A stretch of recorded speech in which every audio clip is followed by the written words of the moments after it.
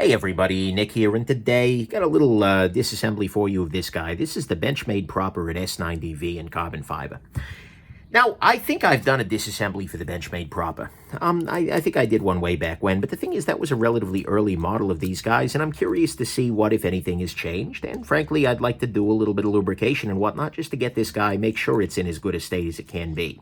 So I'm going ahead, I'm removing these screws. These are all Torx T6, and I'm arraying them at the top of my mat here. And if you're ever curious about any of the tools that I'm using for this disassembly, go on ahead and check my, go to nickshabazz.com/tools. That'll link you to a video that has information about all of them. But anyways, now I've gotten all of these guys free, so it's time to just pop the knife open. What I'm hoping is that something's going to lift off of here. That might not immediately happen, especially if there's any kind of a shouldering or some thread locker that got into there. But hopefully I can pop this guy loose. I'm trying to be a little ginger, he says, as he yeets the damn thing across the room.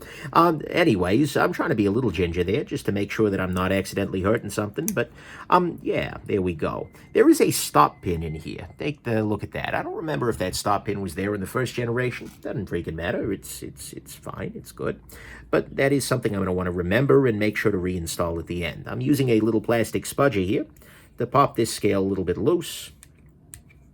All right. And my goal here is just to lift this scale off. It is currently, sort of trapped on these screws here. And that makes sense, because that's, well, how it's supposed to be. But I'm just trying to figure out the best way to get in here and pop this loose. I'm trying not to use too much in the way of force, too much in the way of, put too much gronk on it, so to speak. Just because that won't do. That won't do. I want to make sure that I'm being gentle here. You always want to try and be gentle when you're doing a disassembly. But having a tool like this can be helpful, and should hopefully just allow me to kind of slide in here. Here we go. Now we're cooking with gas. Should allow me to slide in here and sort of lift a little bit. That didn't quite work. Although I see that we're loosening things further up here, so I'll try and loosen a little bit on the back side now. One approach that I might be able to take here. Actually, I'm not sure I want to pop the blade out, so maybe I won't do that. I was going to say I could actually get the blade out of play, which could be nice, by removing the blade from this, but I also know it's a slip joint, so there's going to be some tension involved. And I don't necessarily, there we go, we're popping loose here. So I don't necessarily want to remove the blade, because that could then make it hard to reinstall. We're going to see about that. But we're lifting off here. It was just a question of getting the right angle and lifting it off of there. So now we have the trouble. The concern always with a slip joint is if I take the blade off, will I be able to get it back in? Luckily, this guy, well, maybe not for it, but luckily for me, the lockback tension here isn't all that, or not lockback, the spring bar tension in the back here isn't all that high. So I should be able to get this guy back reinstalled even if I do remove it. So I'm going to just try and sort of walk it off of there. Interesting. Am I going to try that? Right now it's running completely dry. Maybe I don't need to do that. Maybe I don't need to fight this battle. Right now I'm sort of lifting it off slowly. And this is the same way I would go ahead and do that if I wanted to remove it altogether. But I don't actually know that I need to do any of that. In fact, the better approach, the approach I'm going to take, is to leave this guy on this. So if I wanted to remove this entirely, I could. I could just lift the blade the rest of the way off of there, and then at a certain point I would need to retension this bar by lifting this part up and sliding the blade back down onto there. And you know what? I bet that would work fine. I bet we'd be okay. But right now I actually have access to the other side of the pivot here, and since this is actually fresh from the factory, what I'm going to do instead is just use a little bit of lubrication. I'm going to use some knife pivot lube here. I'm just going to kind of drip it underneath there. Get it onto the pivot, get it onto those washers there, and get it down into that little area there. And what this is going to do is, well, lubricate the whole affair, which is actually my goal here.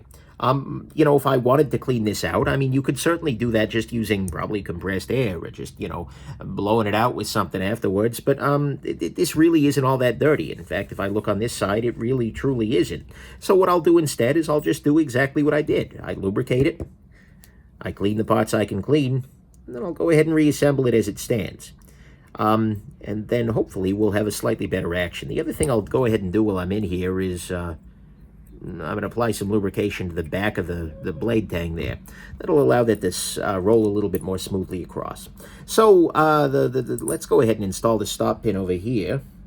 And sorry, by the way, about the fingers. There's a little bit of eczema going on up at the moment, which is a shame, but that's life.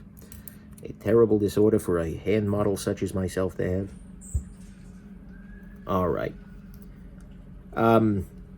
Occasionally I will make a hand model joke and people will completely miss it. And they'll ask me like, oh my God, is your day job a hand model? Like, what are you watching right now? Like, what do you see? All that you're seeing right now is my hands, people. It's like, and that's one of those jokes where if you lead the horse to water, you can't make him drink, right? You know, if somebody missed it already, they're going to keep missing it. So right now, what we're finding actually is that this liner needs to be, there's a little bit of springitude even here, which is likely because the blade is out in that position. So what I'm going to go ahead and do is close the blade. That gets it out of play, and then I'm going to kind of apply a little bit of pressure in this direction to try and get that liner to seat onto this guy. Because right now, everything is okay up until, oh, the stop pin though. Yeah, that's going to be pressing against the stop pin. Did that knock it out of position? Yes, it did. Okay, we are back into position here. Yeah, okay. Stop pin. Okay, here we go. So the stop pin is now in position. That should be okay. Now the last thing I need to do is press this. Yeah, because see, there's a little tiny offset right here. So I need to be pressing this liner down as I'm pushing the pivot through. And that's not going to be straightforward.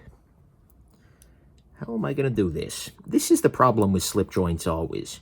Is with a normal folding knife, the spring, any spring tension is coming off of the liner lock or the lock bar or something like that. But, you know, with this guy, there's this inherent spring that's sort of always in play, always pressing down. And so that's depressing. All right. How am I doing this? I'm going to go ahead and use this plastic piece to try and push this up as far as I can, the pivot that is. Is it trapped on the washer now? That could be. Come on. Actually, let me use something a little bit more secure. I should. He says grabbing a Leatherman Wave, which is precisely not the right tool for the job.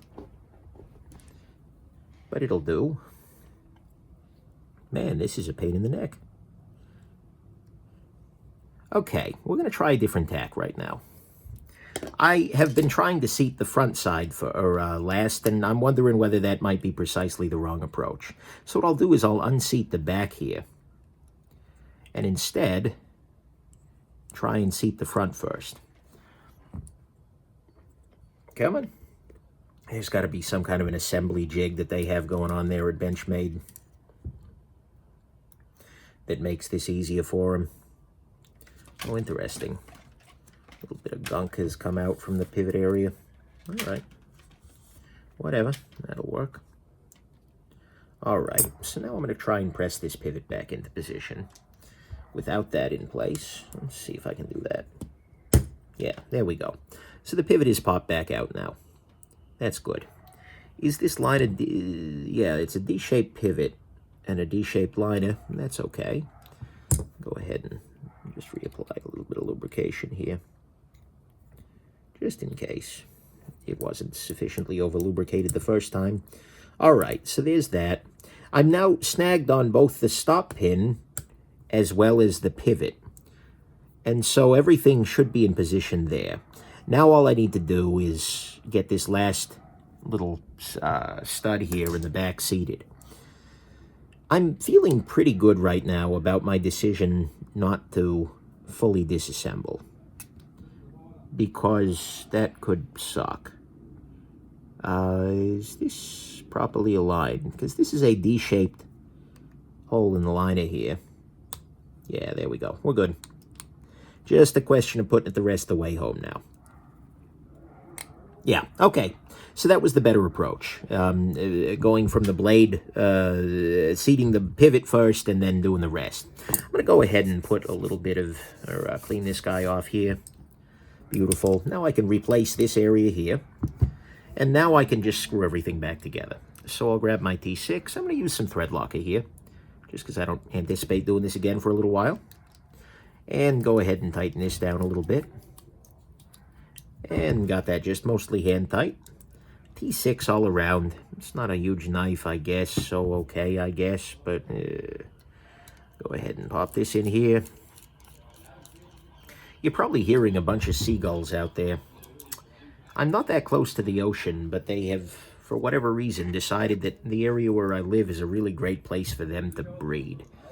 Not humans deciding that, but seagulls. And so I have a bunch of territorial and sort of, shall we say, amorous seagulls constantly fighting at all hours of the night to try and be the one to find, well, we know what they're fighting for. So, yeah, that's my life right now. You know, waking up at 2 a.m. due to a really amorous seagull is not the way I figured my world would be, but you know what? It's an acceptable version of it.